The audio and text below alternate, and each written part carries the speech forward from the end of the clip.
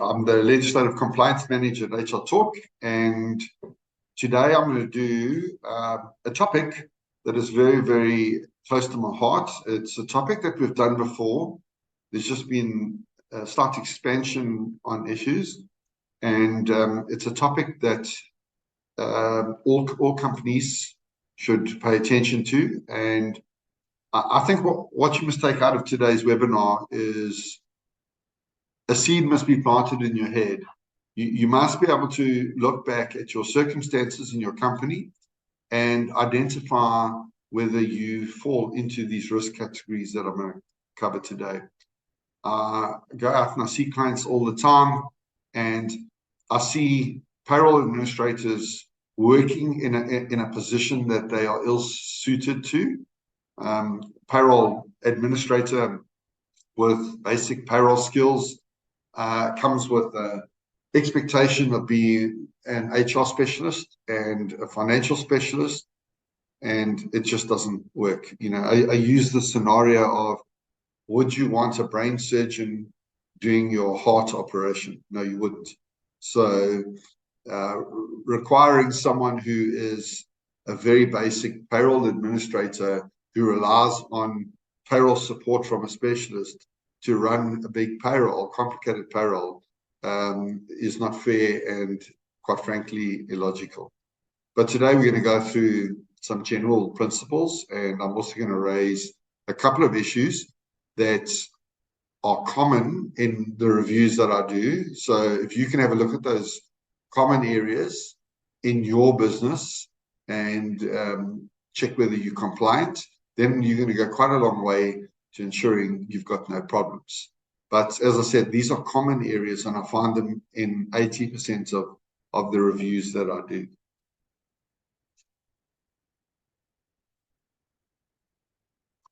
Okay, so firstly, South Africa is known to have some of the best legislation in the world.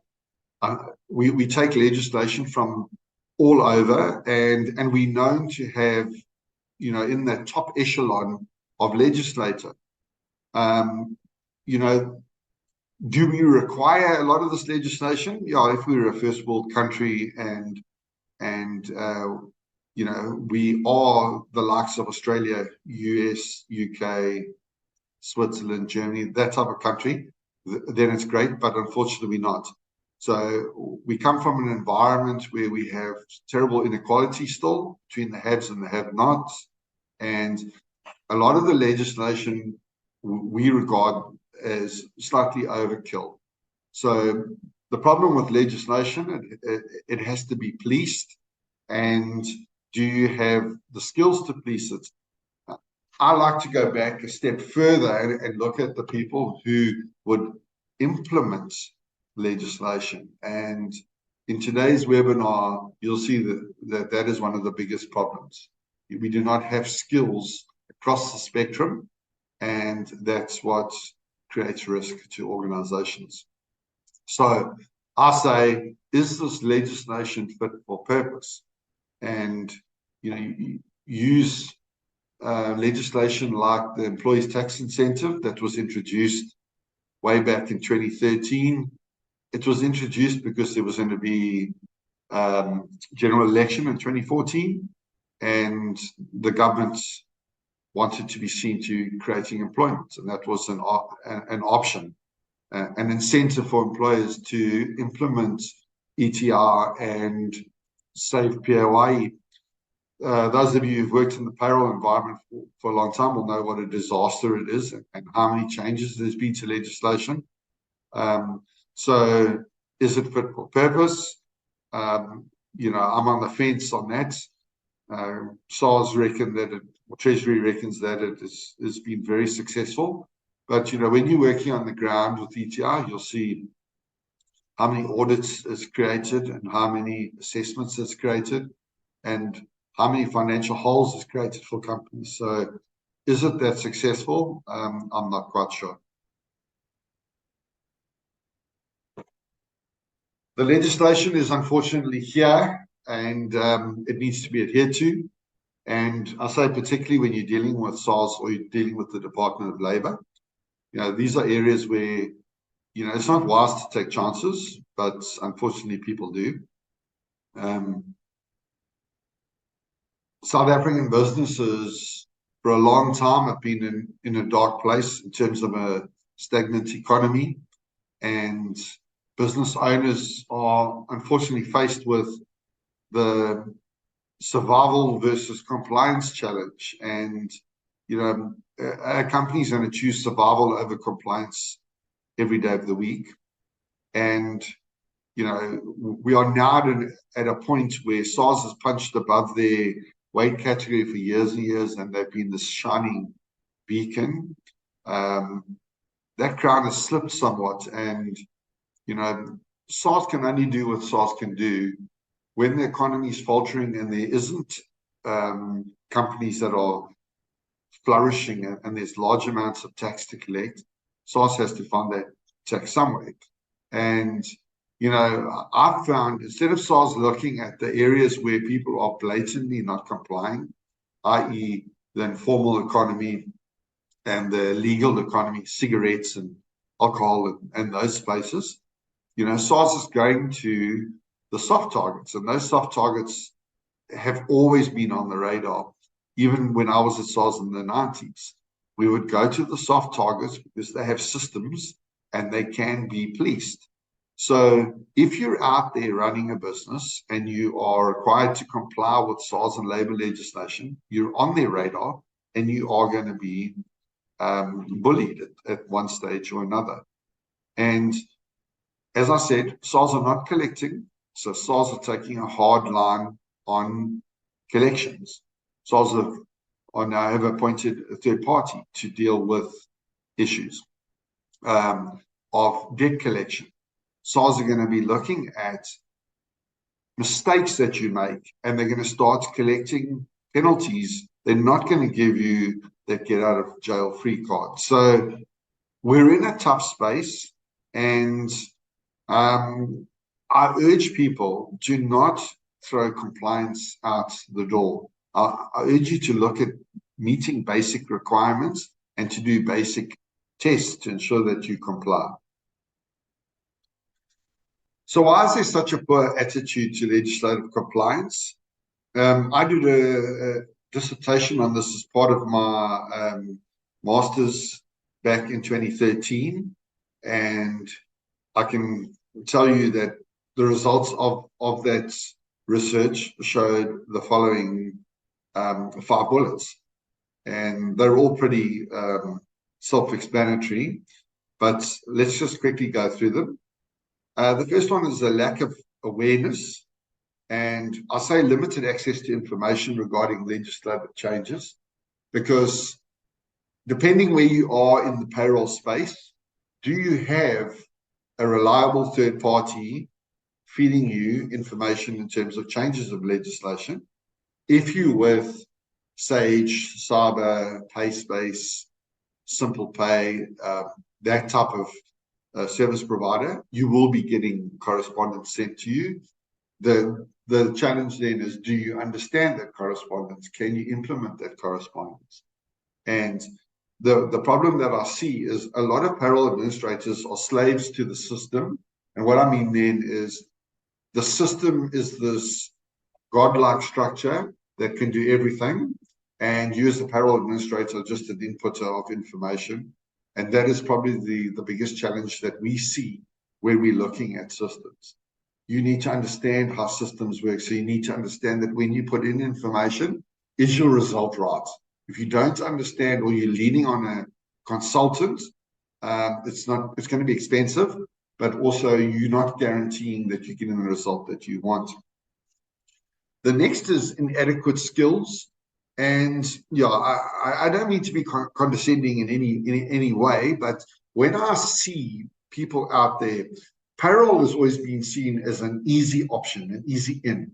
We'll employ a clerk to do payroll, and that is showing disrespect to the career, because your payroll administrator now is expected to be a professional. That person has to have a wide variety of knowledge.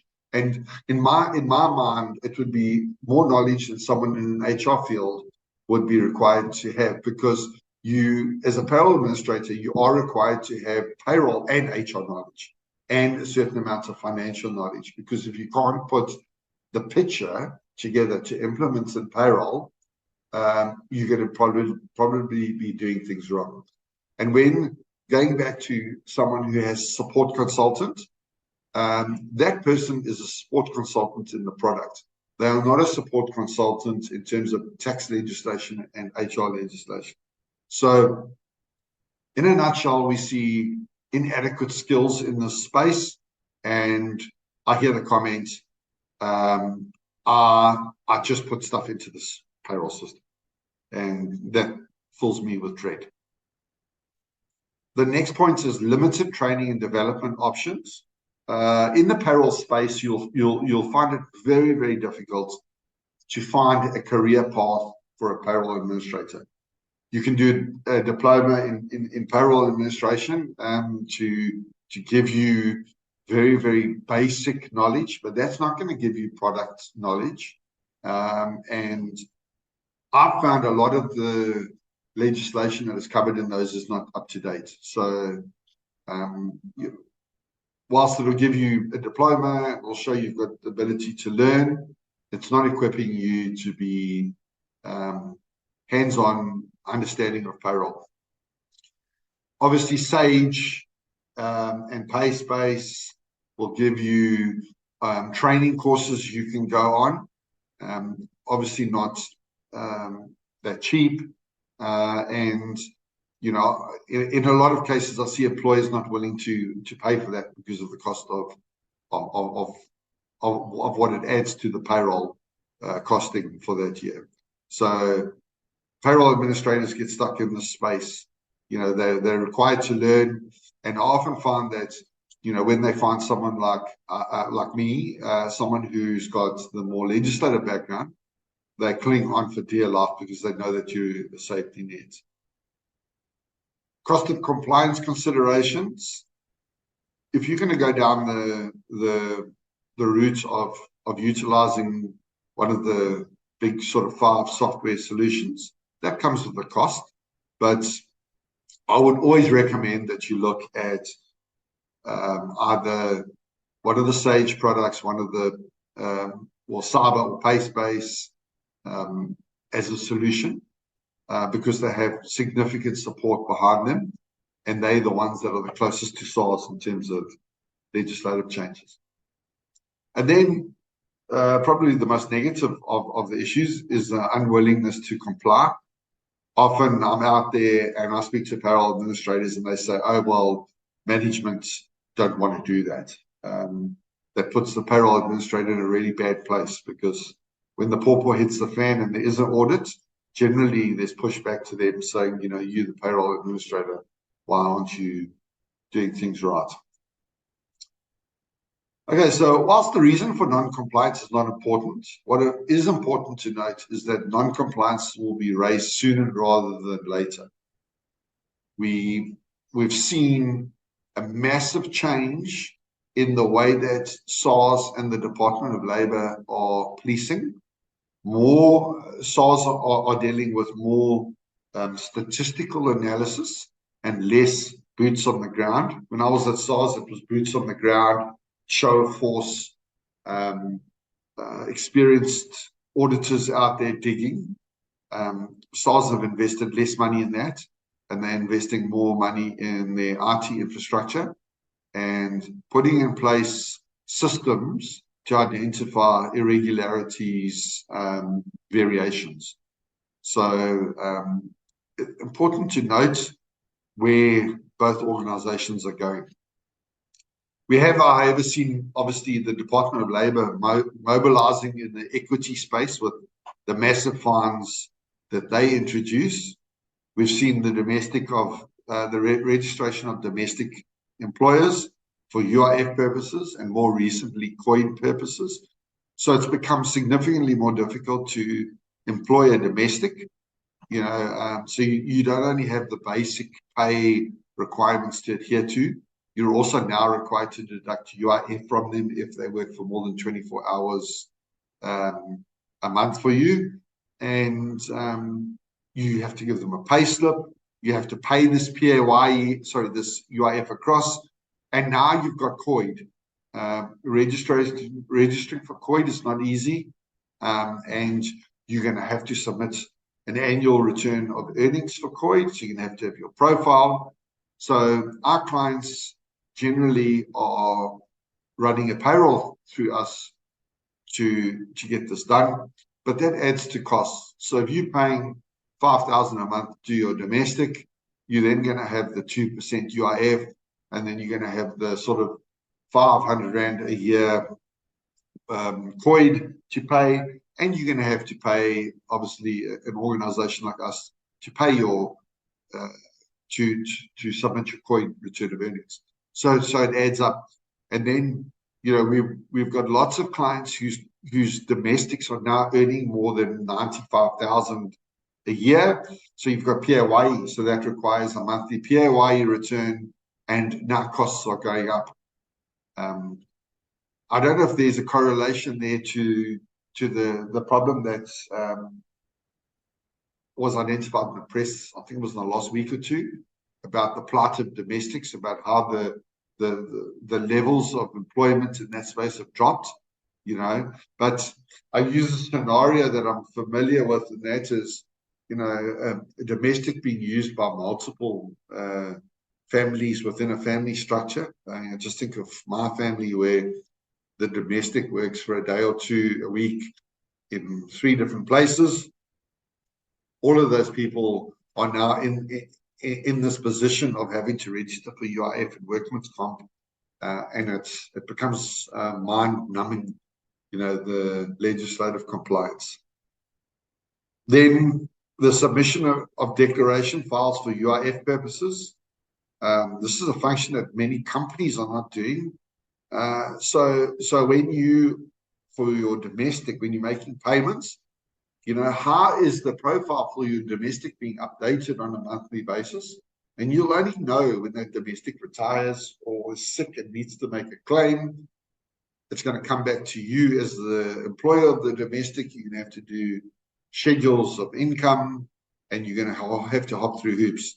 So that's why a lot of our clients run a payroll, even if it's for the domestic. It's so that we can submit that declaration file, and if the employment is terminated, everything is done online.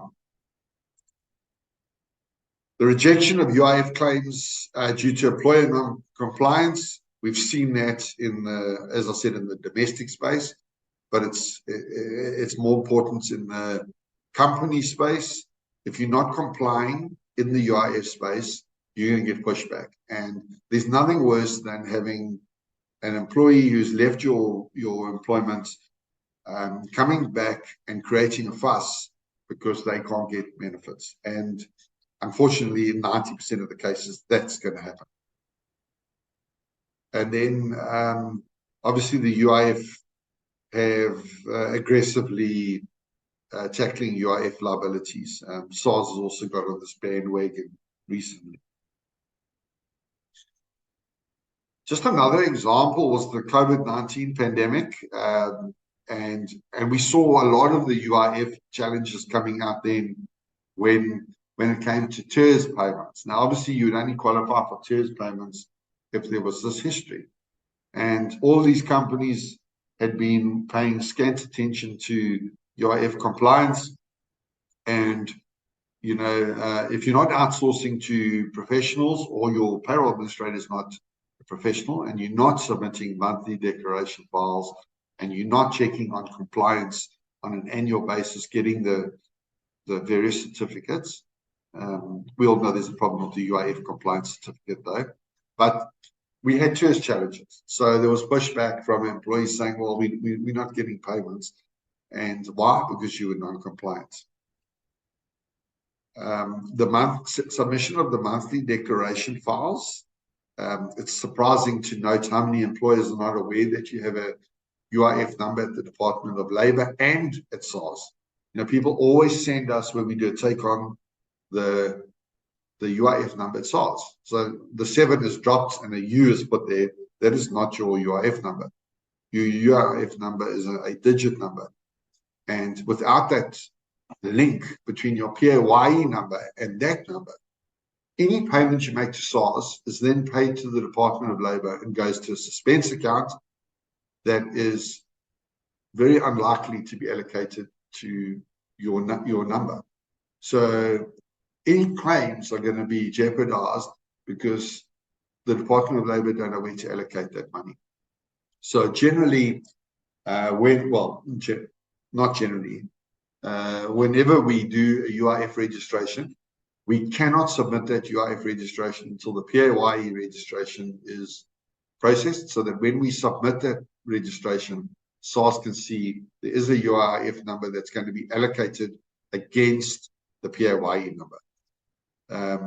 Both those numbers are then put into the payroll system, obviously so that we can submit monthly declaration files for UIF purposes. And then you guarantee that the payments that's paid to SARS is paid to the Department of Labour. So without compliance, you're going to have very frustrated employees. And as I said, there's nothing worse than the same employee or a group of employees coming back to you 50 times to moan about compliance. The Department of Labour is a terrible place to want to make inquiries to. And, you know, we've got some really efficient people that we deal with there, but they are few and far between, and unfortunately we abuse those people's good nature, trying to, even if it's follow up on registrations or queries or allocations. So what I've said is it's clear that employers do not place much importance in compliance in the UIF space until there's a problem. As I said, we've also, a lot of the employers are not registered with the DIL. So then we do a registration after the fact, and then that comes back with lots of queries because we have to, you know, put employees on a UR19 form when we do the registration, and that leads to backwards and forwards over months. I've also mentioned it's unlikely that employers would know the criteria for deducting UIF from an employee, or even who is classified as an employee for UIF purposes. So, you know, if you don't know that level of detail, you really need to be dealing with some organization that does. So someone giving you guidance. So just as an example, when we go out, I would generally ask the employer, do you put your casuals on here? And they'll say no. They're just those people we pull in at the gate as and when we need them. And remember, those people that they're pulling in at the gates, if they work for more than 24 hours, need to have UIF deducted. And the only way you're going to do that is through the payroll. So I generally prefer that any person be paid through the payroll and UIF be deducted, so that you don't have a case where some guy who's regularly been pulled in at the gate goes to the Department of Labour and says, I want to make a claim. And they say, well, we can't. And he says, but I worked 8 days then, 10 days then, etc. And then you've got 3 guys in suits at your company saying, why are you non-compliant? So I know it's an effort to put people on the payroll, but it is definitely the most effective way of ensuring compliance. Okay. Then over to workmen's compensation. Also a very, very misunderstood concept, and quite unbelievably, you know, sort of 1 in 3 companies that I go to are not registered for workmen's compensation. They give various reasons for this, but I can't stress enough how important it is to be registered, because the cost of non-compliance can be it can be catastrophic to your organization if there's a serious injury on the premises. A while back, Karen, my boss, was doing consulting with a company where they literally had a laborer that they used to pull in when they had extra work, had his legs chopped off in a steel accident. And you can imagine the cost of the hospitalization, never mind the ambulance chaser lawyers who got involved in this process because this person was incapable of working ever again. They weren't registered for workman's compensation. So what that does is it opens up the company to a civil claim. Whereas if you're registered for workman's compensation, literally you fill in a form and that becomes the workman's compensation department's problem. You as an employer have an obligation to fill in the paperwork and follow a process. If you're not sure of that process, then you would need to contact a company like ours and we can assist you with the process. And you as an employer have an obligation to pay that person's salary for the first 3 months. And then the Department of Labour, Workmen's Compensation take over and they deal with it, whether it be a temporary disability or a permanent disability. You get the 3 months pay back, but the consequences to you are insignificant if you are registered. If you're not registered, rushing that person to the hospital is only the beginning of the drama. You can imagine the surgery and the rehabilitation and then the cost of prosthetics and the cost of treatments. If the person's paralyzed, the cost would be even more because that would mean changing where they live. And so, yeah, don't think that workman's comp is not important. It's very important. And the more risk in the workplace, the more important it is. Most companies that I go to, those 1 out of 3, confuse workman's comp with personal liability insurance, completely different things. So you need to be registered with either the workman's compensation. You need to be registered. There are other private institutions that manage workman's comp claims in their specific industries. FEM, as an example, in the construction industry.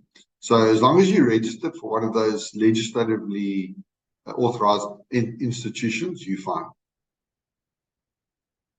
I say that many employers are registered but non-compliant, and that non-compliance can be in numerous places. You could be calculating contributions incorrectly, and you could have the Department of Labour's auditors or the external auditors come down on you in like a ton of bricks.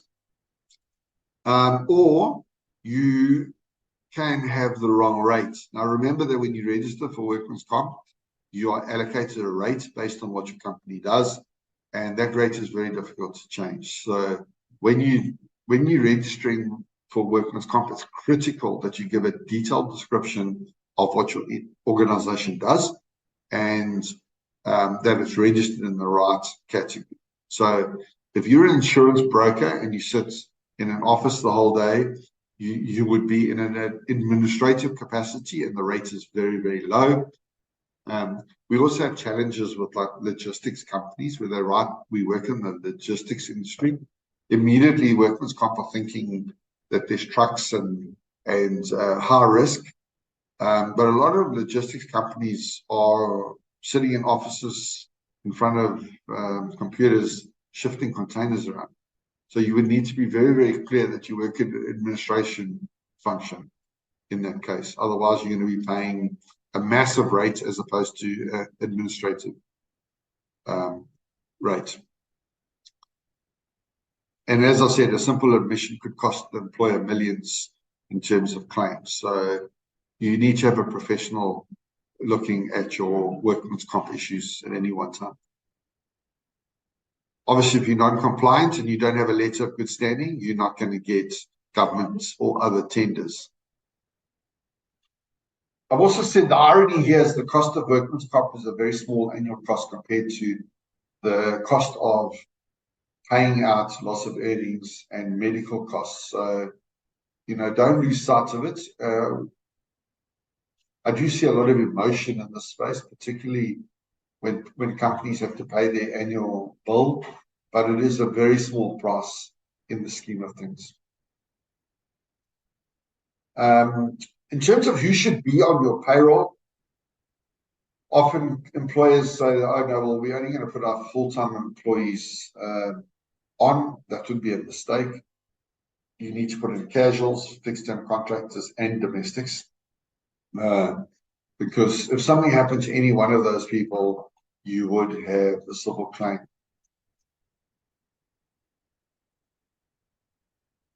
Whilst companies may assume that their payroll is compliant because it is processed through a well-known system or even outsourced, often this is not the case. When we do reviews of payrolls, I always look at things like how is leave pay set up? How is overtime calculating? Is the basic conditions earnings set up? And on that note, that basic conditions earnings rate is currently just over 241,000. It's important that that rate is in the payroll system because you're only obliged to pay overtime and provide other benefits to people who earn under that threshold.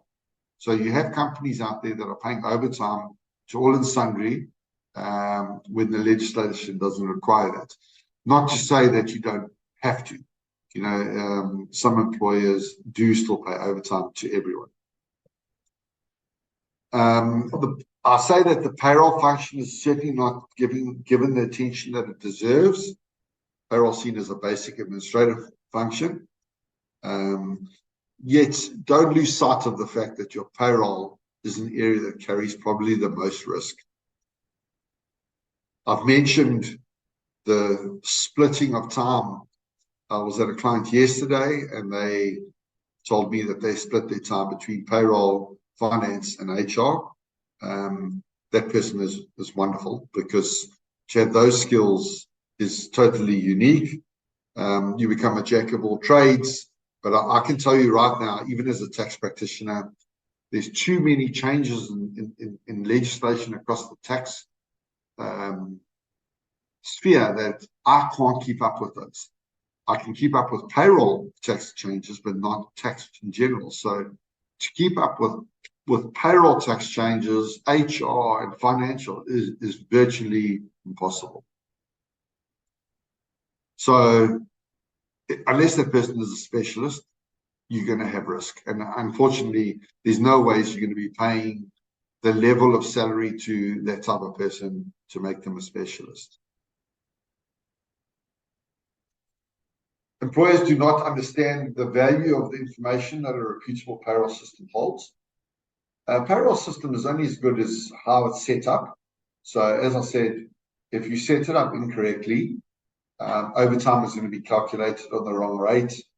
You're going to be paying out leave pay incorrectly and probably be dragged to the CCMA. Also, your payroll systems, if set up correctly, will provide lots of additional information to you that you can utilize elsewhere. So speak to your payroll administrator if you're outsourcing and find out how you can tap into that information, whether that information be sick leave, those people abusing sick leave, those people who are earning too much overtime, who could potentially be stealing, those people who are processing too many casuals, those departments that are processing too many casuals. So all those things are important, and your payroll system can tell you that.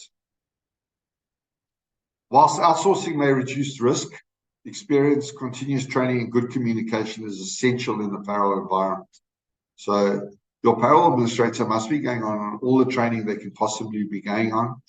And a non-negotiable is the 2 annual payroll legislative seminars that most of the big service providers put on. It's critical that you go to those.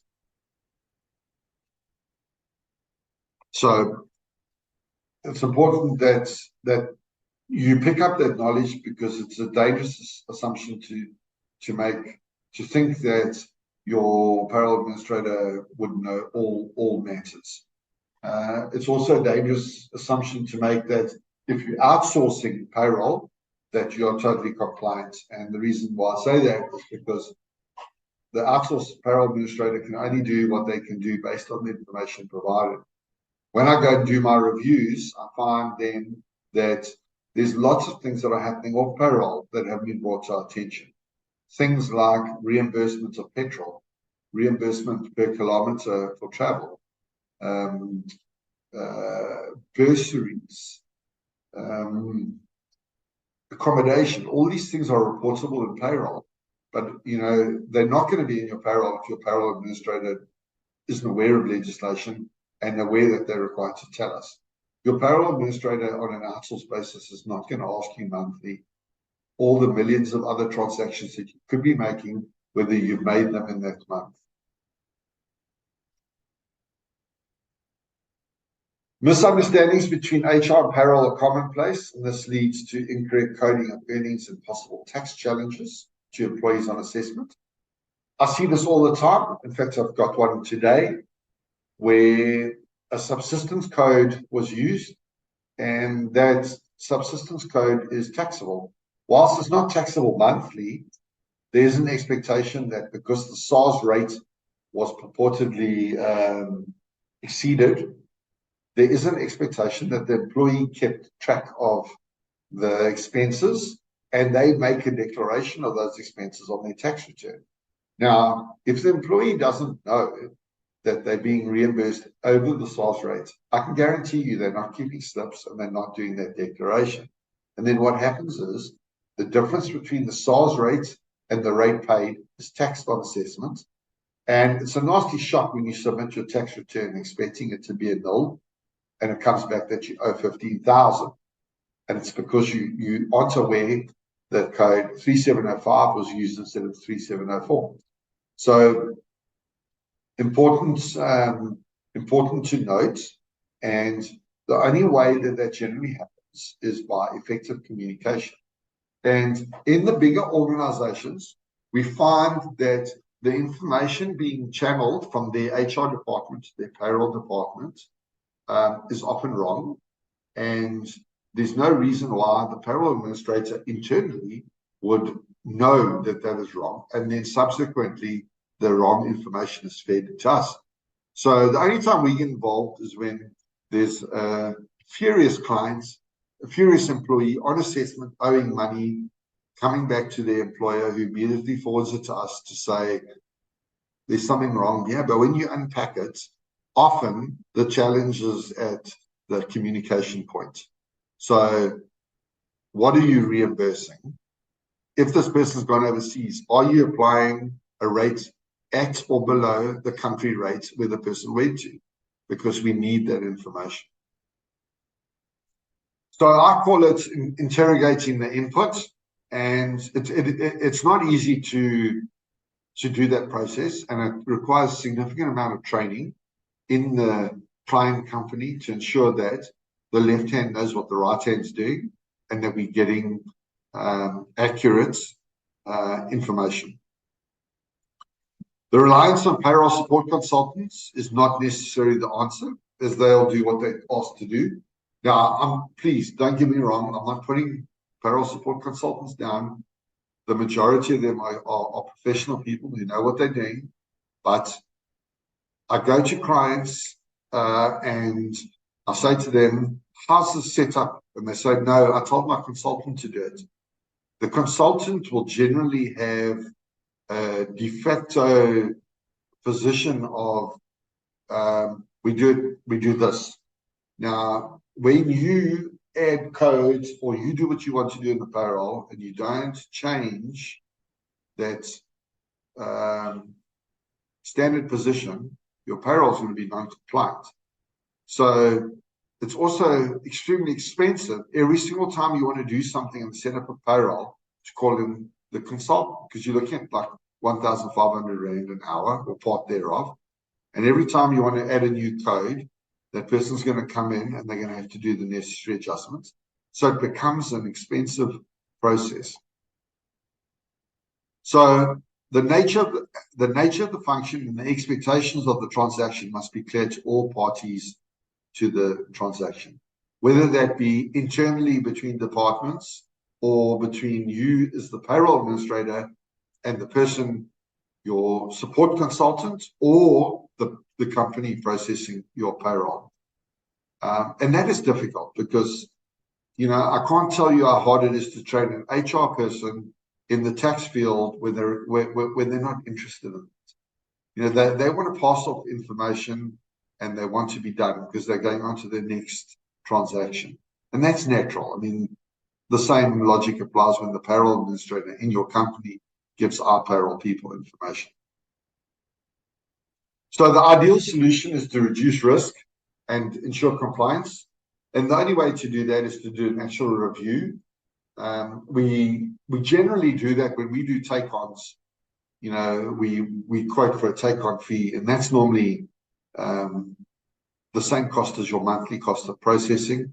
And clients often push back at that point, but what they don't realize is when we take on your payroll, we can't just take on your payroll expecting it to be right. And I can guarantee you, we're going to find numerous places where it's wrong.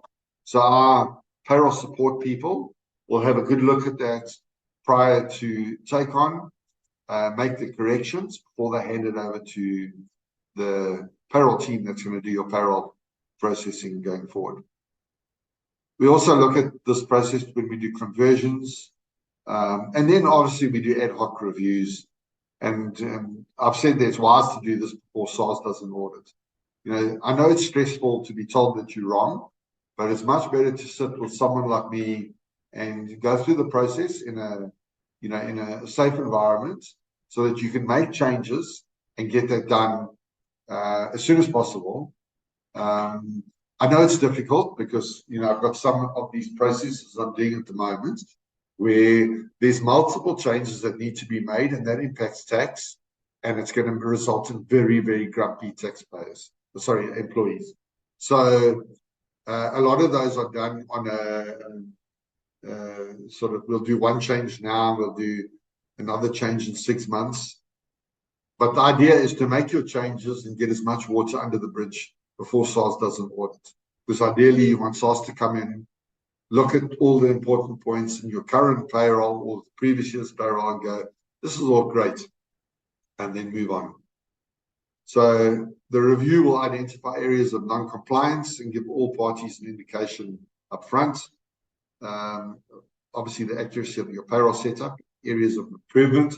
And just a note, if SARS ever come to an audit and say, has a review ever been done, you deny it and you leave that in the safe, and you never show them that, because if you say a review has been done, they're going to ask for it, and they're going to use that review to find non-compliance against you. So the review that we do is just to help you make corrections before SARS come in. Okay, now to the important part. Please, when you get these slides, go through them carefully, because these are the areas where we find the most non-compliance. So first is understanding SARS income codes, fringe benefit and deduction codes. As I said to you with the subsistence example, the same applies to reimbursement of travel per kilometer. There's a big difference in the reporting of the cost per kilometer at SARS rate as opposed to exceeding the SARS rate. So if you want an unhappy employee, get that wrong. Second point is the incorrect treatment of risk premiums paid by the employer. Now, when I talk about risk premiums, generally, if your employer has a pension or provident fund, in the employer's contribution is risk premiums for funeral, disability, and group life. Your employer has to determine whether those are approved or unapproved, because if they're unapproved, they have to be taxed as a fringe benefit. Now, that is not a big deal, okay? Rather than have the employee pay the tax on the unapproved risk contributions, whether it be a couple of $100 a month, because you want them, when they receive the benefits, to receive those benefits tax-free.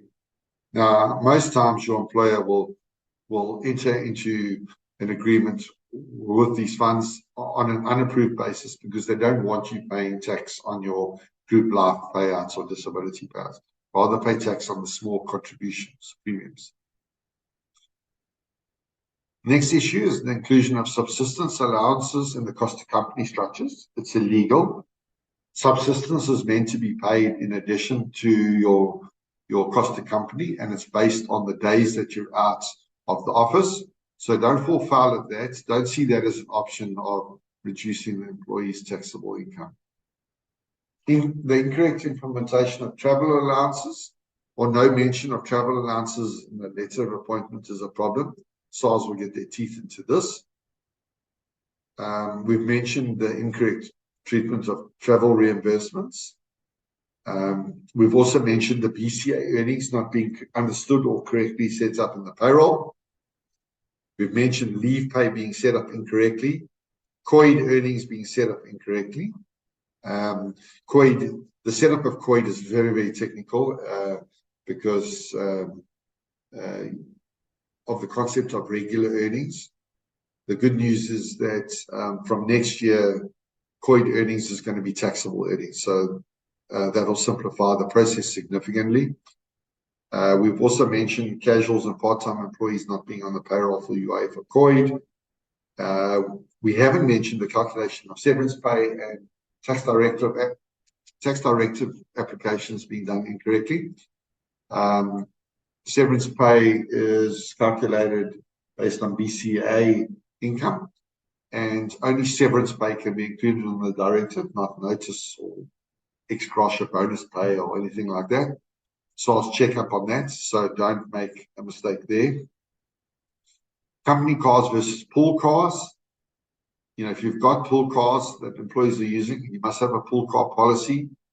If there's company cars and set employees who have got right of use, then that has to be taxed as a fringe benefit. Reimbursements versus allowances, they're very different things. There's the SARS interpretation 14 that explains those. Lack of reimbursement controls.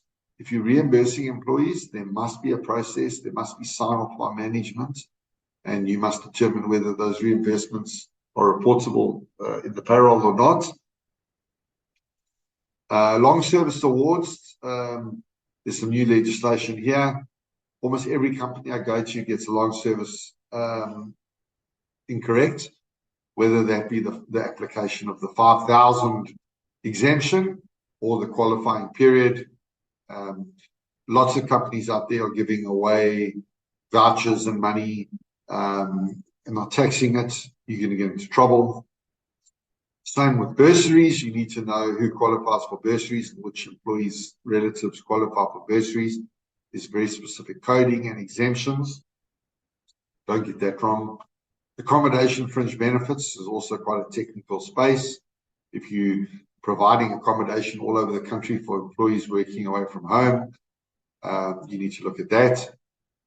The acquisition of company cars and laptops. We often get cases where an employee is given a car, maybe as a sweetener to leave the organization. There's a tax treatment for that. You have to be careful there. Laptops that have reached the end of their life cycle for depreciation or cell phones given to employees, there's a treatment that has to be complied with there. A very big issue is the independent contractors and personal service companies issues. Most companies are getting this wrong. I can guarantee you, unless your payroll administrator is quite experienced and technically adept, they're not going to know how to treat independent contractors and determine who is an employee or an independent contractor. So you might need help from an experienced person in the space. Medical aid tax credits and secondary tax credits, how's that being implemented? We've mentioned the horrible concept of ETR that's going to be with us until at least 2029.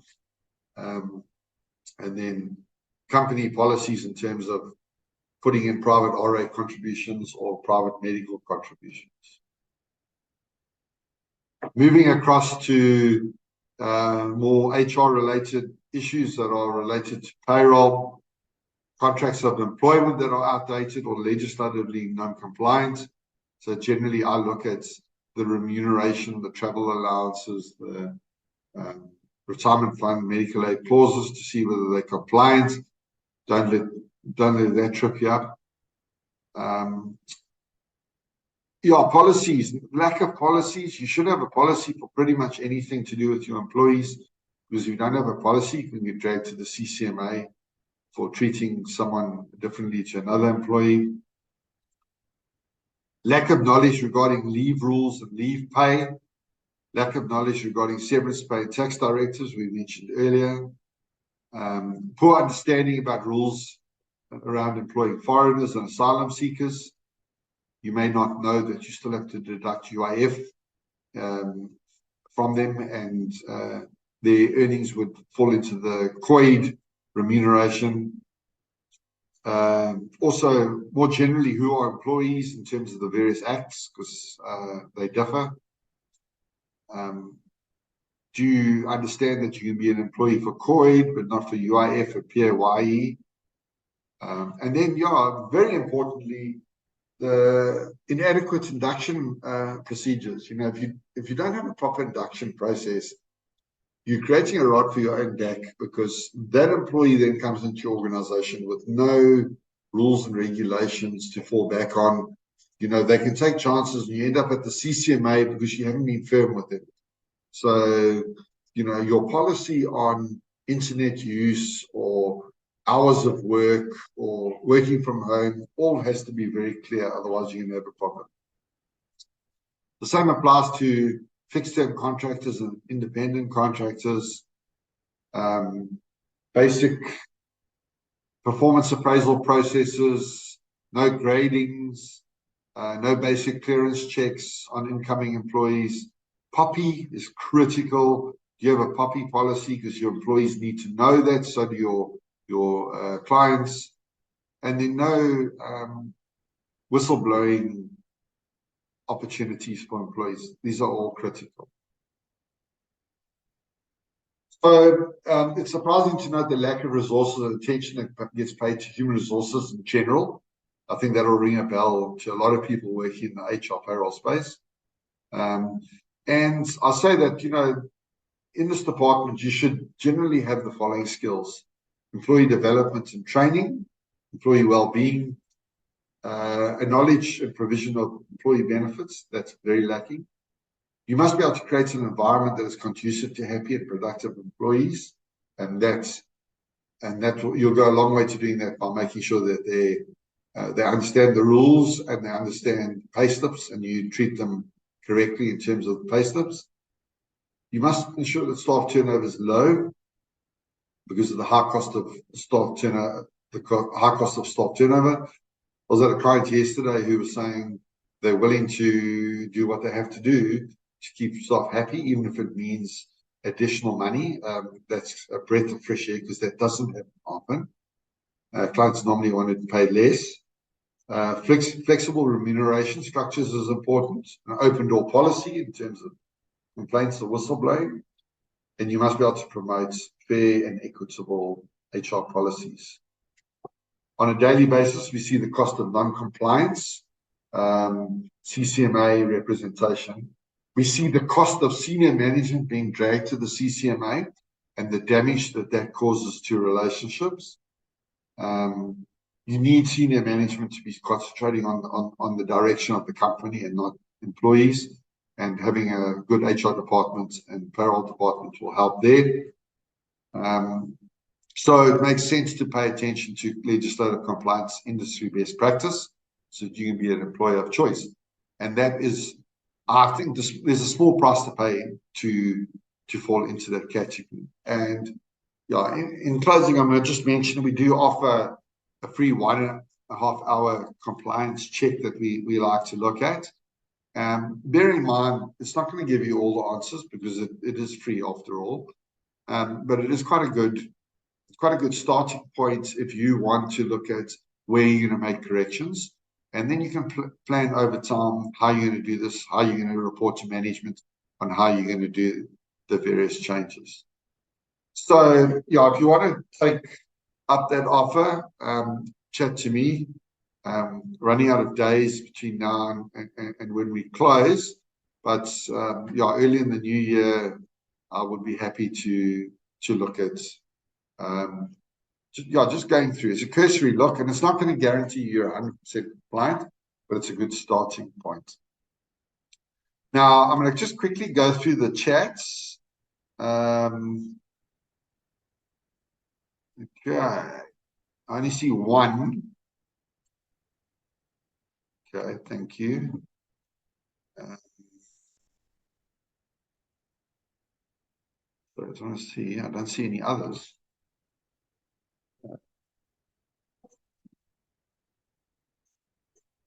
Okay, so you will get your slides, folks. I will send them to Charles to send to you. Then the online system is a total nightmare for COID. Welcome to my world. I actually utilize a company called Circ in Pretoria to deal with these people.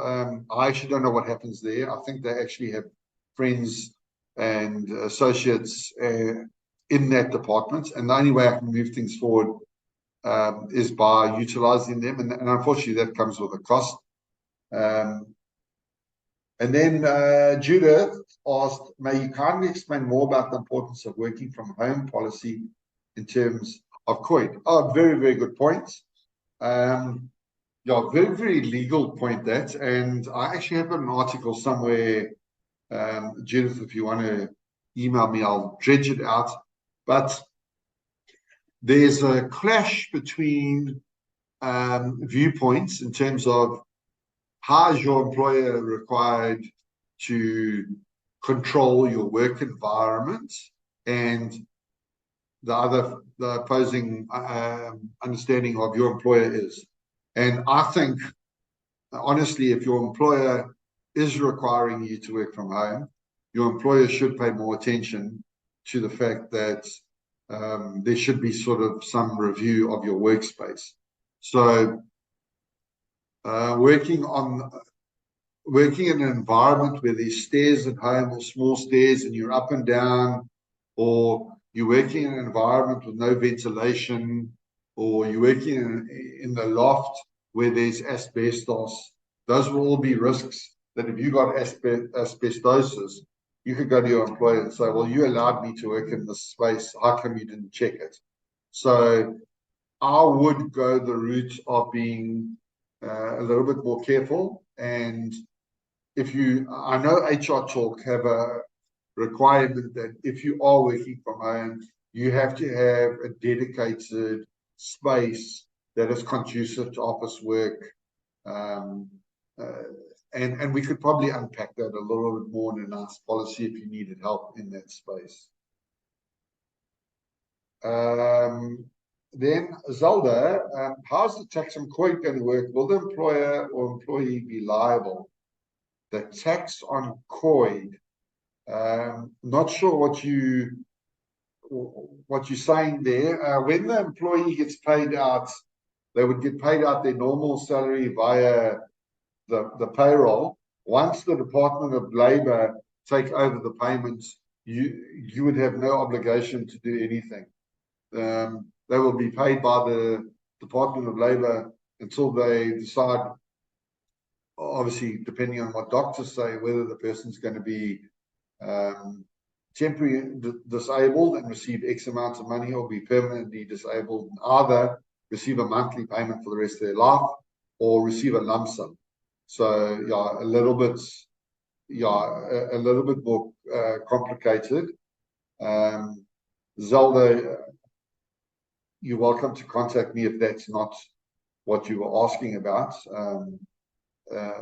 I will send my email address to Charles, and she'll send it out with the notes.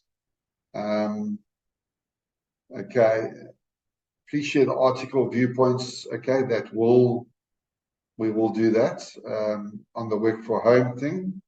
And then you mentioned you have contacts. Is there a person at the Department of Labor, UIF, to set up an efficient working relationship? The customer service line is of no value. I want to say yes, but I'd rather you run the issues through me first, because I'm loath to swamp those people with queries because, having worked at SARS, I know if people think you're efficient, they abuse you to death, and then they will stop answering our queries. But yeah, look, for the more important issues, I'm more than happy for you to send them to me and then let me see. The other option is I'm a board member of the Payroll Authors Group of South Africa. So if you're not getting joy, I can refer issues through them, and that goes to UIF head office, and a person will put their neck on the block, and then once they come back to you, you can abuse them to your heart's content. Sorry, I know that's not the best answer in the world, but yeah, it's a tough environment. I think that's all the questions. This will go out onto YouTube, and yeah, look, we've got hundreds of YouTube sessions on there on various topics. Please go and have a look. They're great. And then Gert, in the process of joining PAGSA. Gert, I think that's a great choice because, PAGSA is at the pinnacle of what goes on in the payroll environment. The information that you get, even just from the newsletters, is at a level that you certainly won't get from your auditors. Rob Cooper, Rob Nowicki, Rona, and the team are absolutely fantastic. They meet with SARS and Labour on a monthly basis. At the moment, we up to our eyeballs with this monthly RP5 process that's been put back to March 2026. We're hoping in January or February that there's going to be a publication from PAGSA to give us more information of where we're going. But at this point, Rob has given us two scenarios. One that's submitting information in the format that we currently do, but on a monthly basis. But I think we're leaning towards a change of system, change of accrual, a process that is going to be significantly more difficult. SARS are going to have sight of more things that you do in your payroll, so you have to change payroll processes.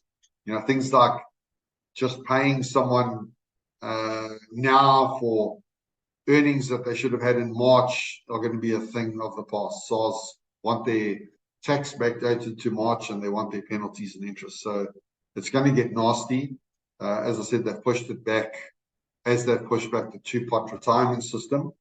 So that tells me that there's lots to do. But PAGSA have said that early in the new year, we'll probably get a better understanding of where we are in terms of what the requirements are, so that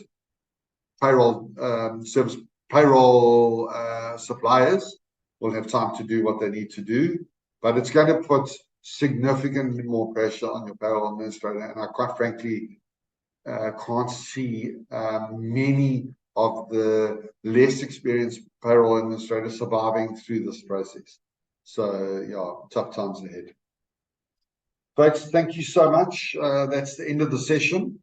And thank you for joining, and thank you for showing an interest in HR Talk webinars. I think we got one next week, and then that's the last one until late January, if I remember correctly. Have a lovely day, week, and Christmas break. Thank you. Cheers. Bye-bye.